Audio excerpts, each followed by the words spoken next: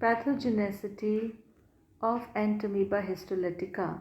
Entamoeba histolytica की रोगजनकता। Entamoeba histolytica causes amoebic dysentery, abscess in liver, lung and brain, and non-dysenteric infection। Entamoeba histolytica के द्वारा amoebic dysentery होती है। Liver यानी यकृत, फेफड़े और ब्रेन के अंदर अल्सर या घाव उत्पन्न होते हैं। Amoebic dysentery. Entamoeba histolytica secrete a tissue dissolving enzyme called histolysin that destroy the epithelial lining of colon and causes its necrosis and form abscess, which later become flask-shaped bleeding ulcer. The cavity of these ulcer is generally filled with mucus, bacteria, amoeba and cell debris. The abscess pour their content into the lumen of intestine. Amoebic dysentery Entamoeba histolytica के द्वारा होती है।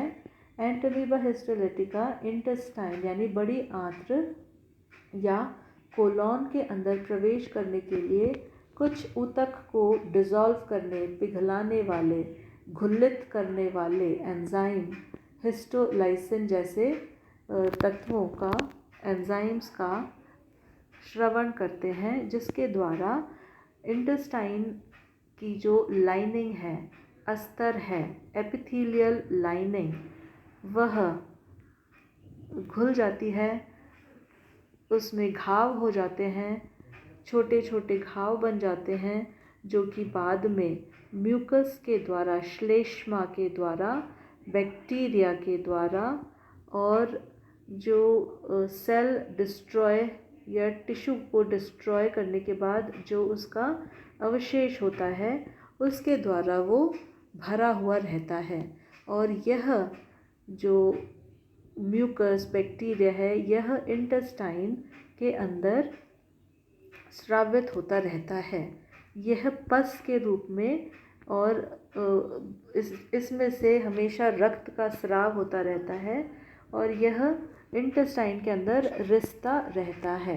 The ulcer vary greatly in number and size. In severe cases, almost entire colon is undermined. The ulceration of colon may produce severe dysentery. In amoebic dysentery, the stool are acidic and contain pure blood and mucus, in which swarm of amoeba and blood corpuscles are usually present. The patient feels discomforted due to rectal straining and intense gripping pain with passage of blood, mucus, stool every few minutes. क्योंकि बड़ी आंत्र में घाव हो जाता है, ulcer बन जाता है और इसमें लगातार रक्त रिसता रहता है, तो जो पेशेंट है जिसको यह अमीबा से, एंटमीबा से इन्फेक्शन हो जाता है, उसके मल में लगातार खून आता रहता है, उसके एब्डोमेन में यानी उदर में बहुत तेज़ी से दर्द होता है और यह एंटमीबा के जो सिस्ट प्रकार हैं, ट्रोफोजोइट हैं, वह मल से बाहर त्यागे जाते हैं और इसमें पेशेंट को बार बार उसको शौच जाना पड़ता है। उसकी जो शौच है वो लूज़ मोशन आदि उसको होने लगती है। Abscess in liver, lung and brain. Sometimes Entamoeba histolytica may be drawn into portal circulation and carried to liver. In liver, the parasites settle, attack the liver tissue and form abscess. The patient has pain in liver region, fever and high leukocyte number, a condition referred to as amoebic hepatitis. Lung abscess are fairly frequent.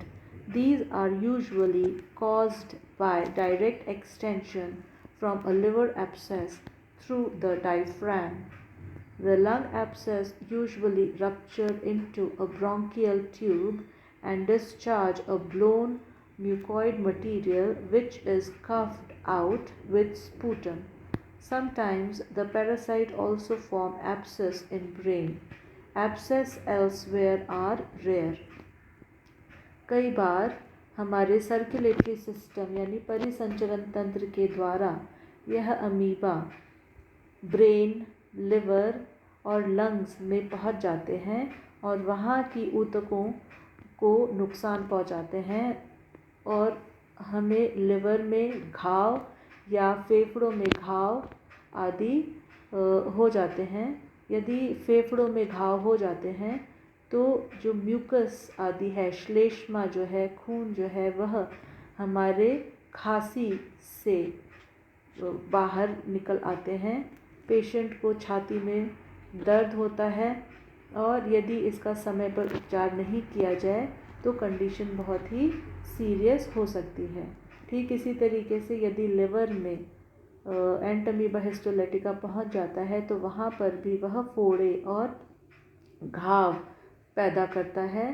Patient के liver जहाँ पर है उस area में बहुत दर्द होता है। पेशेंट को बहुत तेज़ बुखार होता है।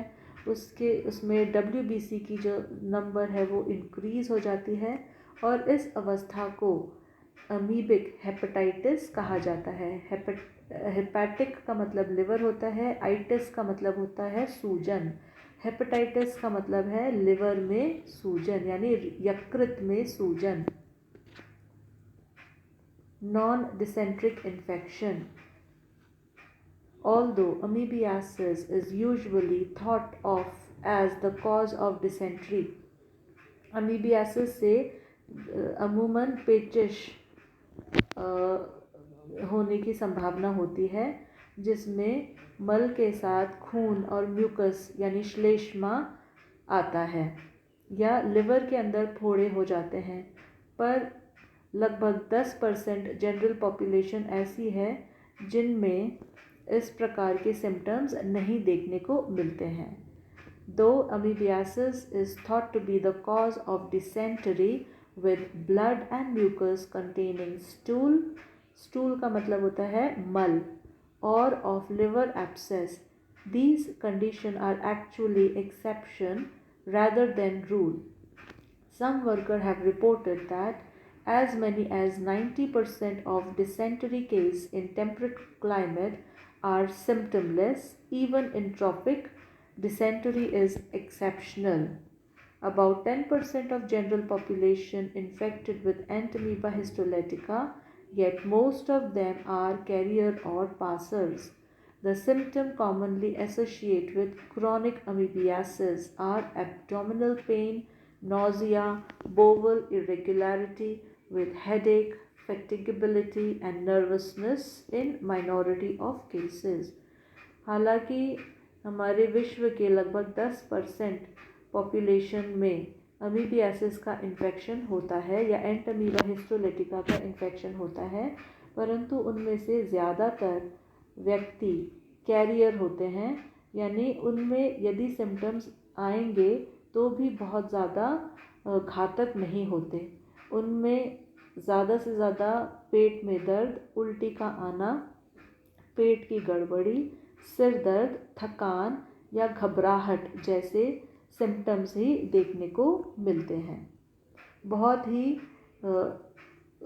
रेयर केसेस में ही सिवियर कंडीशन देखने को मिलती है जहाँ पर पेशेंट की मृत्यु भी हो सकती है। Symptom diagnosis, treatment of infection caused by Entamoeba histolytica. As referred, the infection of Entamoeba histolytica causes amoebiasis.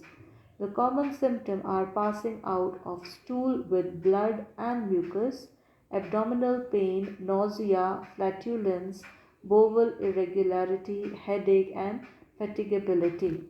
जैसे कि बताया जा चुका है, एंटमीबा हिस्टोलेटिका से अमीबिक डिसेंट्री या अमीबियासिस होती है, जिसमें जब मल त्यागा जाता है तो मल के साथ खून और श्लेष्मा भी आती है।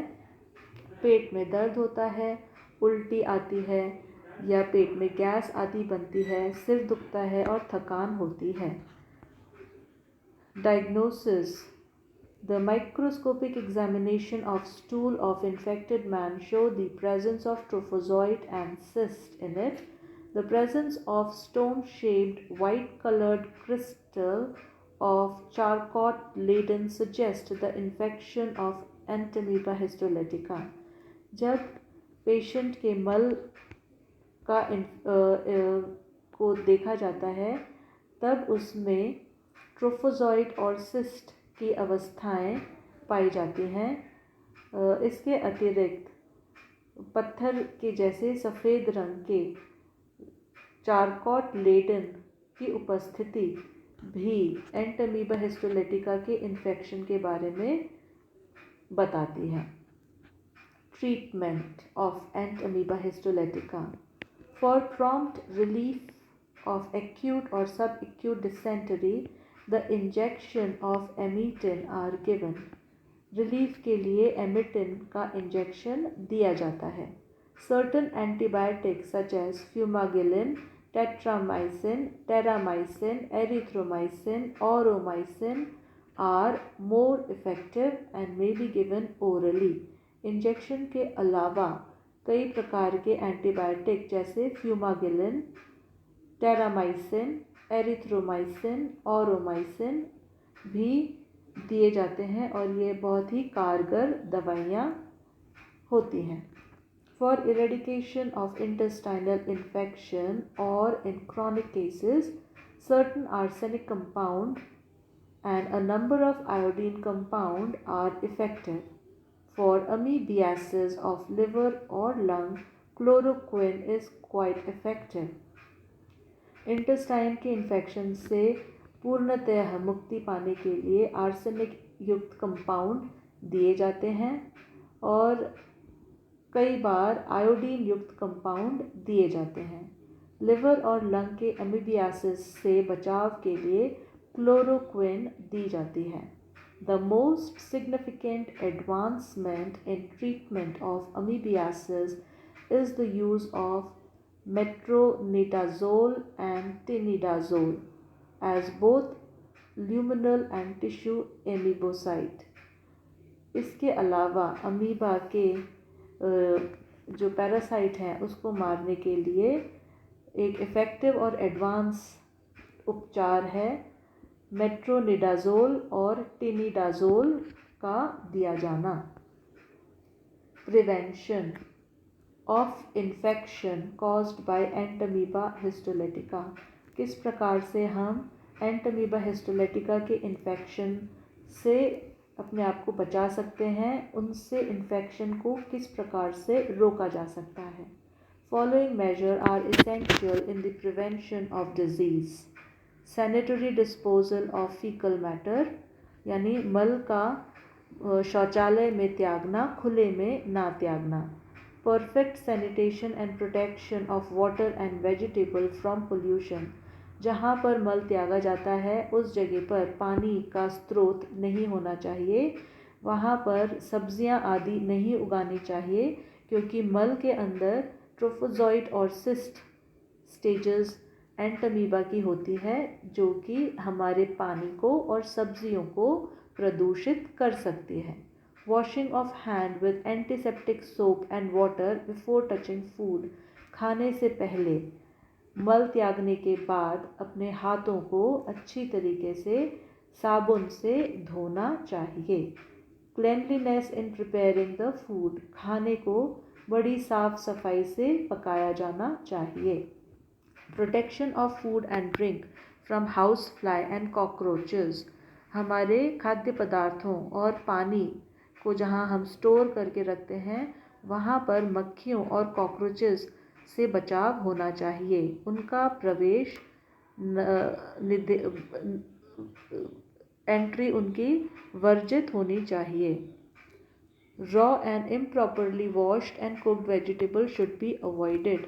कच्ची और ठीक से नहीं धुली हुई सब्जियों को खाना नहीं चाहिए, उनको पकाकर अच्छे से पकाकर ही उन्हें खाना चाहिए।